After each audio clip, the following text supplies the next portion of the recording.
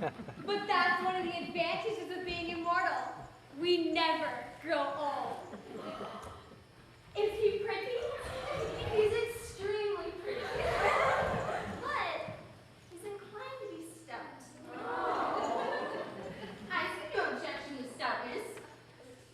In moderation. And what is he? He's an Arcadian shepherd and is in love with Phyllis, a ward chancery. A mere shepherd, and he half a fairy?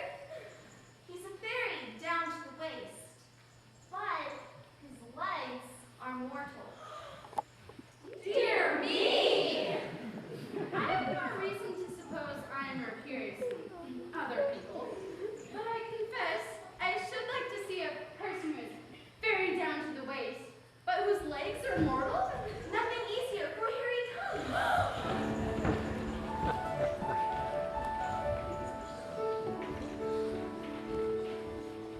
Good morrow, good mother. Good mother, good morrow.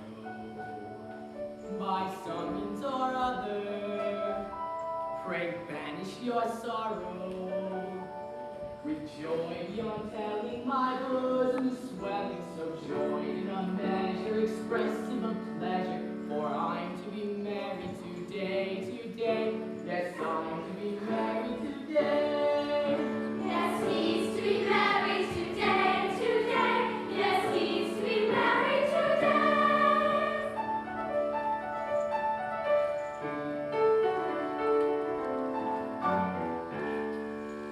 Then the Lord Chancellor has at last given his consent to your marriage with this beautiful ward, Phyllis.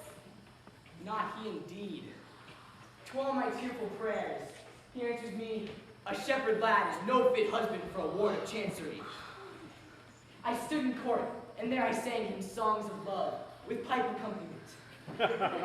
In vain. At first he seemed amused, so did Paul, but quickly wearying of my song and pipe, he bade me get out. Some guard then led me still singing to Chancery Lane. I'll go no more. I'll marry her today and brave the upshot, be it what it may. But who are these?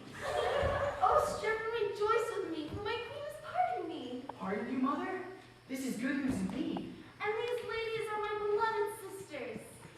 Your sisters? Then they are my aunts. A pleasant piece of news for your bride on her wedding day. Hush! My bride was nothing of my fairyhood. I dare not tell her lest it frighten her. She thinks me mortal and prefers me so. Your fairyhood doesn't seem to have done you much good. Much good, my dear aunt. It's the curse of my existence. What's the use of being half a fairy? Your body, it can creep through a keyhole. Well, what's the good of that if my legs are left kicking behind? You figure yourself invisible down to the waist. But that's of no use when my legs are made exposed to view. My brain is a fairy brain, but my legs are a couple of gibbering idiots. My upper half is immortal, but my lower half grows older every day, and someday or another must die of old age. What's to become of my upper half when I bury my lower half? I really don't know. Poor fellow! I see your difficulty, but with a fairy brain, you should seek an intellectual sphere of action.